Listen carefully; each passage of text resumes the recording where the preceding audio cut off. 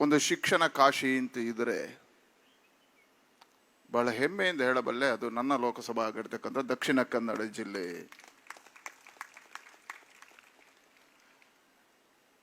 ಮಂಗಳೂರಿನ ಇತಿಹಾಸದ ಪುಟದಲ್ಲಿ ಇವತ್ತಿನವರೆಗೆ 4 ಡೀಮ್ಡ್ ಯೂನಿವರ್ಸಿಟಿಗಳಿದ್ದವು. ಇವತ್ತು 5ನೇ ಡೀಮ್ಡ್ ಯೂನಿವರ್ಸಿಟಿ ಆಗಿದೆ. ಒಂದು ಇತಿಹಾಸದ ಪುಟದಲ್ಲಿ ಸ್ವರ್ಣಾಕ್ಷರದಲ್ಲಿ ಬರೆದಿಡಬೇಕಾಗಿರ್ತಕ್ಕಂಥ ದಿನ ಅಂತ ಹೇಳ್ತಾ, ಇಲ್ಲಿರ್ತಕ್ಕಂಥ ಎಲ್ಲರಿಗೂ ನಾನು ಅಭಿನಂದನೆ ಮತ್ತು ಅಭಿವಂದನೆಗಳನ್ನು ಒಬ್ಬ ಲೋಕಸಭಾ ಸದಸ್ಯನಾಗಿ ಸರ್. ವಿಶೇಷವಾಗಿ ಈ ಡೀಮ್ಡ್ ಯೂನಿವರ್ಸಿಟಿಗೆ ಬಹಳ ವರ್ಷಗಳ ಪ್ರಯತ್ನಗಳ ಸಾಗಿತ್ತು. ಗೋಮ್ಸ್ ಅವರು, ಪ್ರವೀಣ್ ಮಾರ್ತಾ ಅವರು ಬಹಳ ವರ್ಷಗಳ ಕಾಲ ಇದರ ಪ್ರಯತ್ನದಲ್ಲಿ ದೆಹಲಿಗೆ ಬಹಳಷ್ಟು ಸಾರಿ ಬಂದ್ದಾರೆ. ಇದರ ಪ್ರಯತ್ನಗಳನ್ನು ಕಂಡಿದ್ದೇನೆ. ಇದನ್ನು ವಿಶೇಷವಾಗಿ ಕೊಡಮಾಡಿದರಲ್ಲಿ ನಮ್ಮ ಕೇಂದ್ರದ ಸಚಿವರಾಗಿರ್ತಕ್ಕಂಥ ಧರ್ಮೇಂದ್ರ ಪ್ರಧಾನ್ ಮತ್ತು ಪ್ರಧಾನಮಂತ್ರಿಗಳಾಗಿರ್ತಕ್ಕಂಥ ನರೇಂದ್ರ ಮೋದಿ ಅವರಿಗೆ ನಾನು ಅಭಿನಂದನೆ ಮತ್ತು ಅಭಿವಂದನೆಗಳನ್ನು ಸಲ್ಲಿಸ್ತೇನೆ.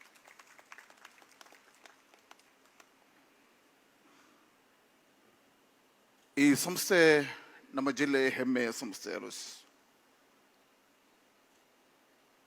1880ರಲ್ಲಿ ಪ್ರಾರಂಭ ಆಯಿತು. ಉಲ್ಲೇಖಗಳಿದ್ದಾವೆ. 144 ವರ್ಷಗಳ ಇತಿಹಾಸ ಹೊಂದಿರತಕ್ಕಂಥ ಈ ಸಂಸ್ಥೆ ದಕ್ಷಿಣ ಕನ್ನಡ ಜಿಲ್ಲೆ ಕರಾವಳಿ ಪ್ರದೇಶಗಳಲ್ಲಿ ಕ್ರೈಸ್ತ ಸಂಸ್ಥೆಗಳ, ಶಿಕ್ಷಣ ಸಂಸ್ಥೆಗಳು, ಆರೋಗ್ಯ ಸಂಸ್ಥೆಗಳು ಬಹಳಷ್ಟು ಇದ್ದಾವೆ.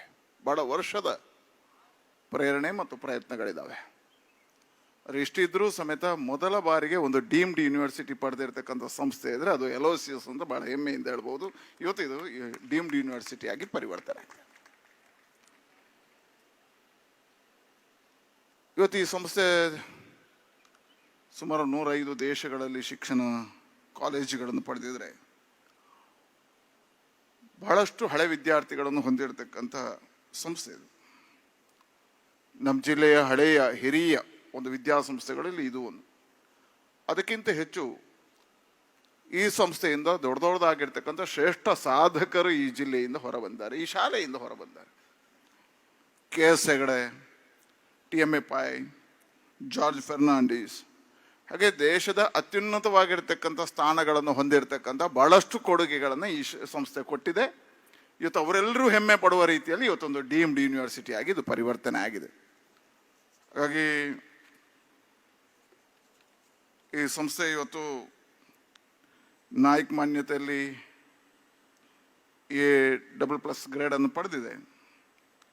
ರ್ಯಾಂಕ್ನಲ್ಲಿ 80ನೇ ಸ್ಥಾನ ಪಡೆದಿದೆ. ವಿಶೇಷವಾಗಿ ನನಗನಿಸಿದ ಕಳೆದ 4 ವರ್ಷಗಳಲ್ಲಿ ಗೋಮ್ಸ್ ಅವರು ನನಗೆ ಬಹಳ ಹಿರಿಯ ಪರಿಚಯ. ನಮ್ಮ ಬಾಲ್ಯದಿಂದಲೇ ನಮಗೆಲ್ಲ ಪ್ರೇರಕರು. ನಾನು ಸೈಂಟ್ ಫಿಲೋಮಿನಾ ಶಾಲೆಯಲ್ಲಿ ಪುತ್ತೂರಲ್ಲಿ ವಿದ್ಯಾಭ್ಯಾಸವನ್ನು ಮಾಡಿದೆ. ಆವತ್ತಿಂದ ಗೋಮ್ಸ್ ಅವರನ್ನು ಕಾಣ್ತಾ ಇದ್ದೇನೆ. ಅವರ ಆದರ್ಶಗಳು ನಮಗೆಲ್ಲರಿಗೂ ಪ್ರೇರಣೆ. ಹಾಗಾಗಿ ಗೋಮ್ಸ್ ಅವರು ನನ್ನನ್ನು ಪ್ರವೀಣ್ ಮಾಡ್ತಾರ ಜೊತೆ ಬಂದರು. ಒಂದು ಸಾರಿ ಸೋಜಾ ಅವರು ಬಂದರು. ನಾಳೆ ನಮಗೆ ಇದು ಹೆಮ್ಮೆ. ಯಾಕೆ ಹೇಳಿದ್ರೆ ನಮ್ಮ ಜಿಲ್ಲೆಯಲ್ಲಿ ಯೂನಿವರ್ಸಿಟಿಗಳು ಹೆಚ್ಚಾದಷ್ಟು ನಮಗೆ ಹೆಮ್ಮೆ ಇದೆ. ಹಾಗೆ ನಿಮಗೆ ಪೂರ್ಣ ಸಹಕಾರವನ್ನು ಕೊಡ್ತೀನಿ ಅಂತ ಹೇಳಿದ್ದೆ. ನನಗೆ ಆಶ್ಚರ್ಯ ಹೇಳಿದರೆ ನಮ್ಮ ಹತ್ರ ಬಹಳಷ್ಟು ಜನ ಬರ್ತಾರೆ, ಒಂದು ಸಾರಿ ಹೇಳಿ ಹೋಗ್ತಾರೆ, ಮತ್ತೆ ನಾವೇ ಹುಡುಕ್ಬೇಕು. ಅದರ ನಿರಂತರ ಫಾಲೋಅಪ್ ಮಾಡಿದ್ರಲ್ಲಿ ಪ್ರವೀಣ್ ಮಾರ್ತಾ ಮತ್ತು ನಮ್ಮ ಗೋಮ್ಸ್ ಅವರು ಅದ್ಭುತವಾಗಿರ್ತಕ್ಕಂಥ ಕೆಲಸವನ್ನು ಮಾಡಿದ್ದಾರೆ. ಅದ್ಭುತ ಕೆಲಸ. ಬಹಳಷ್ಟು ಸಾರಿ ನಾವು ಮಂತ್ರಿಗಳ ಹತ್ರ ಹೋಗ್ಬೇಕಿತ್ತು. 2 ದಿನ 3 ದಿನ ಕಾಯ್ಬೇಕಿತ್ತು, ಅನಿವಾರ್ಯ. ಆ 4 ದಿನಗಳ ಸಂದರ್ಭದಲ್ಲೂ 4 ದಿನ 5 ದಿನ ಕಾದದ್ದಿದೆ ದೆಹಲಿ ಮನೆಯಲ್ಲಿ. ಒಂದು ದಿನ ಅವರು ನನಗೂ ಒಂದ್ಸಾರಿ ಮುಜುಗರ ಆಗ್ತಿತ್ತು. ಯಾಕಂದ್ರೆ ನಾವು ಅಪಾಯಿಂಟ್ಮೆಂಟ್ ತಗೋತಿದ್ದೀವಿ. ಲೋಕಸಭೆ ಒತ್ತಡಗಳು, ಬೇರೆ ಬೇರೆ ಒತ್ತಡದ ಕಾರಣಕ್ಕಾಗಿ ಮಂತ್ರಿಗಳು ಸಿಗ್ತಿರ್ಲಿಲ್ಲ. ಆಗ ನಾವು ಇವ್ರಿಗೆ ಹೇಗೆ ಹೇಳೋದು ಅಂತ ಭಾಳ ಕಷ್ಟ ಆಗ್ತದೆ. ಆದರೆ ಒಂದು ದಿನವೂ ಇಬ್ಬರು ಒಂದೇ ಒಂದು ಬೇಸರ ಮಾಡದೆ ಈ ಕಾರ್ಯವನ್ನು ಫಾಲೋಅಪ್ ಮಾಡಿದರು. ಇದರ ಹಿಂದೆ ಬಹಳ ಪರಿಶ್ರಮಗಳನ್ನು ಹಾಕಿದ್ದಾರೆ. ಇಲಾಖೆ ಎಲ್ಲ ಕೆಲಸಗಳನ್ನು ಮುಗಿಸ್ಕೊಂಡು ನನ್ನ ಹತ್ರ ಬಂದಿದ್ರು. ಇಲಾಖೆಯಲ್ಲಿ ಆಗಬೇಕಾಗಿರ್ತಕ್ಕಂಥ, ಅಧಿಕಾರಿ ವರ್ಗದಲ್ಲಿ ಆಗಬೇಕಾಗಿರ್ತಕ್ಕಂಥ ಎಲ್ಲ ಕೆಲಸವನ್ನು ಮುಗಿಸ್ಕೊಂಡು ಇಬ್ಬರು ಬಂದರು. ಹಾಗಾಗಿ ಭಗವಂತನ ಪ್ರೇರಣೆಯಿಂದ ಇದು ಯಶಸ್ವಿಯಾಗಿದೆ ಅಂತ ನನಗೆ ಅನ್ನಿಸ್ತದೆ. ಇದಕ್ಕೆ ಅಭಿನಂದನೆಗಳನ್ನು ಸಲ್ಲಿಸ್ತೇನೆ. ವಿಶೇಷವಾಗಿ ಒಂದಿನ ಎಲ್ಲ ಆದಮೇಲೆ ನಾವು ಧರ್ಮೇಂದ್ರ ಪ್ರಧಾನ್ ಹತ್ರ 4 ಸಾರಿ ಹೋಗಿದ್ದೀವಿ. ನನ್ನ ಅಂದಾಜು 4 ಸಾರಿ ಹೋಗಿದ್ವಿ. ಕೊನೆಗೆ ಒಂದು ದಿವಸ ಮಾಡ್ತೀನಿ ಅಂತ ಹೇಳಿದರು. ಒಂದು ದಿವಸ ರಾತ್ರಿ ನಾನು ಪುತ್ತೂರಿಂದ ಮಂಗಳೂರು ಬರ್ತಿದ್ದೆ. ಮಾಣಿಗೆ ತಲುಪಿದಾಗ ಧರ್ಮೇಂದ್ರ ಪ್ರಧಾನ್ ಅವರ ಫೋನ್ ಬಂತು. ನೀನು ಹೇಳಿದ್ಯಲ್ಲ ಯೂನಿವರ್ಸಿಟಿ, ಅದು ರಿಜೆಕ್ಟ್ ಮಾಡಿದ್ದೇನೆ ಅಂತ ಹೇಳಿದ್ರು. ನನಗೆ ಏನು ಹೇಳಬೇಕು ಅಂತ ಗೊತ್ತಾಗಿಲ್ಲ. ಯಾಕೆ ಸರ್ ಅಂತ ಕೇಳಿದೆ. ನಕ್ಕರು. ಮತ್ತೆ ಹೇಳಿದ್ರೆ ಇಲ್ಲ, ಇವತ್ತು ಸ್ಯಾಂಕ್ಷನ್ ಆಗಿದೆ, ಇವತ್ತು ಮಾಡಿದ್ದೇನೆ, ಸಹಿ ಹಾಕಿ ಕಳಿಸ್ಕೊಟ್ಟಿದ್ದೇನೆ, ನಿನಗೆ ಅಭಿನಂದನೆ ಅಂತ ಹೇಳಿದ್ರು. ನಾನು ಹೇಳಿದೆ ನಿಮಗೆ ಅಭಿನಂದನೆ ಅಂತ, ದೊಡ್ಡದಾಗಿರ್ತಕ್ಕಂಥ ಕೆಲಸ ಮಾಡಿಕೊಟ್ರೆ ಇದು ನನಗೆ. ಹಾಗಾದರೆ ಇದೊಂದು ಸರ್ವ ಪ್ರಯತ್ನ ಬಹಳಷ್ಟು ಇದರ ಹಿಂದೆ ಬಿದ್ದಿರೋದ್ರಿಂದ ಇದಾಗಿದೆ. ಹಾಗಾಗಿ ಇದರ ಹೆಮ್ಮೆ ಯಾರಿಗೆ? LOCS ಸಂಸ್ಥೆಗಲ್ಲ, ದಕ್ಷಿಣ ಕನ್ನಡ ಜಿಲ್ಲೆಯ ಎಲ್ಲ ಜನತೆಗೂ ಇದೊಂದು ಹೆಮ್ಮೆ. ಇವತ್ತು ನಮ್ಮಲ್ಲಿ 5ನೇ ಯೂನಿವರ್ಸಿಟಿ ಬಂದಿದೆ ಅಂತ ಬಹಳ ಖುಷಿಯಿಂದ ನಾನು ಹೇಳ್ತಾ ಇದ್ದೆ. ನಮಗೆ ಒಂದು ಅಭಿನಂದನೆ, ಅಭಿಮಾನದ ಸಂಕೇತ ಅಂತ ನನಗೆ ಹೇಳಿದೆ. ಇವತ್ತು ಒಂದು ದೊಡ್ಡದಾಗಿರ್ತಕ್ಕಂಥ ಶಿಕ್ಷಣ ಸಂಸ್ಥೆ, ನಮ್ಮಲ್ಲಿ ಬಹಳಷ್ಟು ಜನ ಟೀಕೆಗಳು ಸಹಜ ರಾಜಕಾರಣದಲ್ಲಿ. ವಿನಯ್ ರಾಜು ನನ್ನನ್ನು ಟೀಕೆ ಮಾಡ್ತಾ ಇರ್ತಾರೆ, ಸಹಜ, ಅದು ರಾಜಕಾರಣದಲ್ಲಿ ಇರಬೇಕಾದ್ದು. ಅದೇ ಹೆಮ್ಮೆ ಪಡುವಂಥದ್ದು ಏನು? ದಕ್ಷಿಣ ಕನ್ನಡ ಜಿಲ್ಲೆ ಅಂತ ಹೇಳಿದ್ರು, ಬಹಳ ವರ್ಷದ ಶಿಕ್ಷಣದ ಕೊಡುಗೆ ನಿಮ್ದಿದೆ, ಬಹಳ ವರ್ಷದ ಶಿಕ್ಷಣದ ಕೊಡುಗೆ. ಆರೋಗ್ಯದ ವಿಚಾರದಲ್ಲೂ ನಿಮ್ಮ ಕೊಡುಗೆಗಳು ಅಪಾರವಾಗಿರ್ತದೆ. ಇದೆಲ್ಲದರ ಪರಿಣಾಮ ನಾನು ಯಾವತ್ತೂ ಹೇಳಲಿಕ್ಕಿದೆ. ನಮ್ಮ ಜಿಲ್ಲೆ ಬಗ್ಗೆ ಹೇಳಿ ನಾನು ನನ್ನ ವಿಚಾರವನ್ನು ಸ್ಪಷ್ಟಪಡಿಸ್ತೇನೆ. ನೀವು ಇಡೀ ದೇಶದಲ್ಲಿ ಹೋಗಿ, ಒಂದು 5 ಯೂನಿವರ್ಸಿಟಿಗಳಿರ್ತಕ್ಕಂಥ, 10 ಮೆಡಿಕಲ್ ಕಾಲೇಜುಗಳಿರ್ತಕ್ಕಂಥ, 20 ಇಂಜಿನಿಯರಿಂಗ್ ಕಾಲೇಜುಗಳಿರ್ತಕ್ಕಂಥ, 14ಕ್ಕಿಂತ ಹೆಚ್ಚು ITI ಕಾಲೇಜುಗಳಿರ್ತಕ್ಕಂಥ, 8ಕ್ಕಿಂತ ಹೆಚ್ಚು ಆಯುರ್ವೇದ ಕಾಲೇಜುಗಳಿರ್ತಕ್ಕಂಥ, 150ಕ್ಕಿಂತ ಹೆಚ್ಚು ಡಿಗ್ರಿ ಕಾಲೇಜುಗಳಿರ್ತಕ್ಕಂಥ, ಹತ್ತಿರ 200ಕ್ಕಿಂತ ಹೆಚ್ಚು ಜೂನಿಯರ್ ಕಾಲೇಜುಗಳಿರ್ತಕ್ಕಂಥ ಏಕೈಕ ಜಿಲ್ಲೆ ದಕ್ಷಿಣ ಕನ್ನಡ ಜಿಲ್ಲೆ. ಅದಕ್ಕೆ ಹೇಳಿದೆ ಇದು ದಕ್ಷಿಣ ಕಾಶಿ, ದಕ್ಷಿಣ ಕನ್ನಡ ಇದೊಂದು ವಿದ್ಯಾಕಾಶಿ. ಇಡೀ ತೆಗೆದು ನೋಡಿ, ನಾನು ಲೋಕಸಭೆ ಅಧ್ಯಯನ ಮಾಡಿದೆ. ಅತಿ ಹೆಚ್ಚು ಬ್ಯಾಂಕಿಂಗಿನ ಮೂಲ ಕ್ಷೇತ್ರಗಳಿದು. ಹೇಳಿದ್ರೆ ಇಂತಹ ಒಂದು ಜಿಲ್ಲೆಯಲ್ಲಿ ಇದಕ್ಕೆ ಕಿರೀಟಪ್ರಾಯವಾಗಿ ಇವತ್ತು LOCS ಡೀಮ್ಡ್ ಯೂನಿವರ್ಸಿಟಿ ಆಗಿದೆ. ಇನ್ನೊಂದು ಕಿರೀಟವನ್ನು ಜೋಡಿಸುವಂಥ ಕೆಲಸ ಆಗಿದೆ.